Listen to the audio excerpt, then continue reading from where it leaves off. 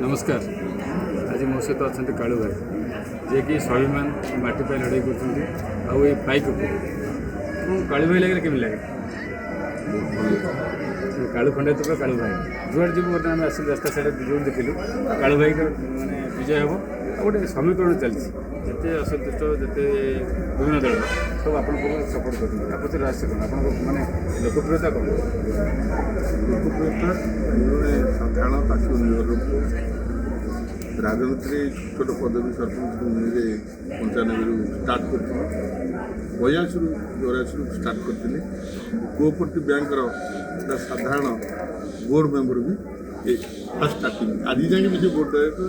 मो विरोध में किए ठिया किंतु 95 सर्व नोमिनी होती 6 सरपंच होती 51 खंड बोर्ड आनी 2012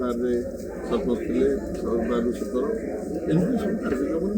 कार्य करे मो चाषी बंदी कर चले छोट छोट बेपार गाड़ी मोटर उठाई कर परिवार बचाई 2019 मसीह मत आमर जे मंत्री धर्मेन्द्र प्रधान मत दायित्व देले ये भारतीय जनता पार्टी आप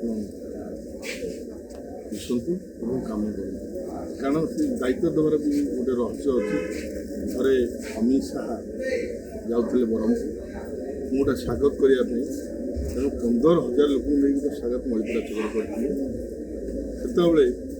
अमित शाह देखिकी किए से लोक पचारे आदमी कौन है मुझे स्वाधीन मोर तो कौन दल न था से डाकिकी दल मिसे कि 2019 धर्मेन्द्र टिकेट देले कार्यक्रम आगामी दिन में दलर सब निष्ठा पूरा कार्यक्रम भारतीय जनता पार्टी दलर जिते कार्यक्रम आसला किंतु आम 2019 हारि आम अप्रत्याशित विजय लाभ कले आप 50,000 ऊर्ध्व भोट पाई 75 एवं देखो जो दी जन सहित कंटेस्ट कर निर्वाचन मंडल चेंज कर आप गोटे लोक ये 10 वर्ष है जी निर्वाचन मंडल लोक सब दुख अच्छे लोक सुख दुख अच्छे आपन तो बर्तमान भल पशि आस लोक सब सुख दुख जड़ित अच्छे आप प्लस पॉइंट कौन हम लोक बहुत आदि करेंगे निश्चित आज्ञा ये गोटे स्वाभिमान खोर्धा माटी गोटे पाइप माटी स्वाभिमान माटी ये माटी 3 थर स्वाधीन ये दल को लोक प्रतिष्ठान करेंगे देखो गोटे विजेडी दल तांकर भी ये से 4 थर विधायक लोक देखी राजनीतिर जो चरित्र राजनीति केमती आगू ने लोक मैंने जनसाधारण साधारण लोक देखुं देखो गणेश बाबू जी सी विजेडी थे सी भी से विजेडी बहुत दिन थे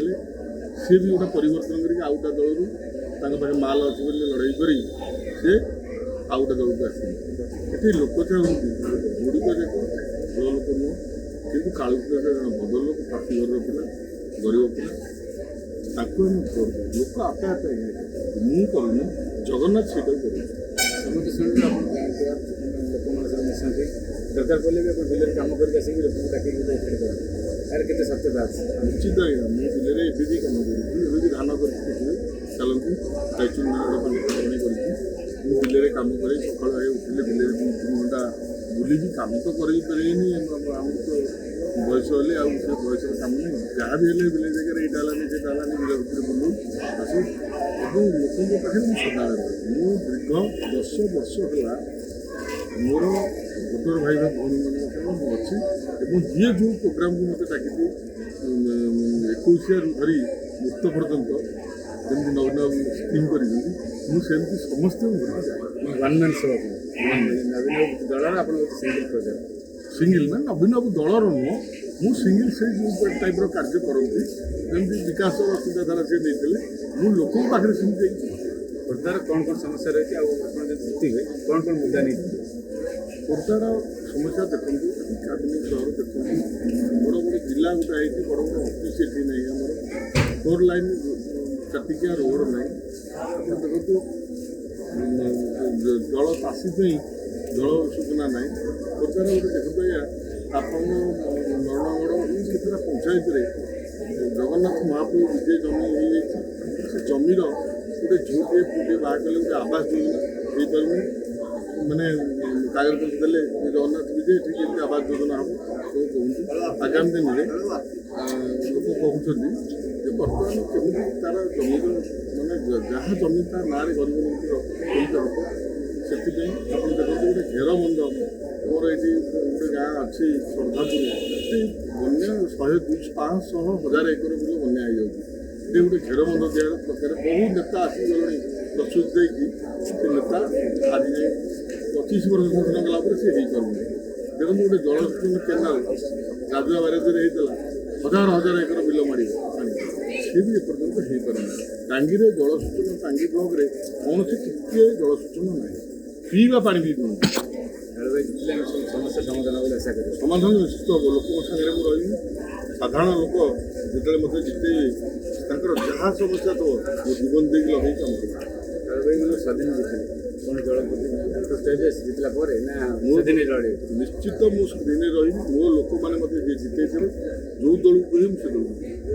ଧନ୍ୟବାଦ କାଳେ ଭାଇ ବହୁତ ସର୍ଟକଟ୍ରେ କହିଲେ ଏବଂ ସ୍ୱାଧୀନ ଚେତା ମନରେ ରହିଲେ ବାଇକ ପୁଅ ବାଇକ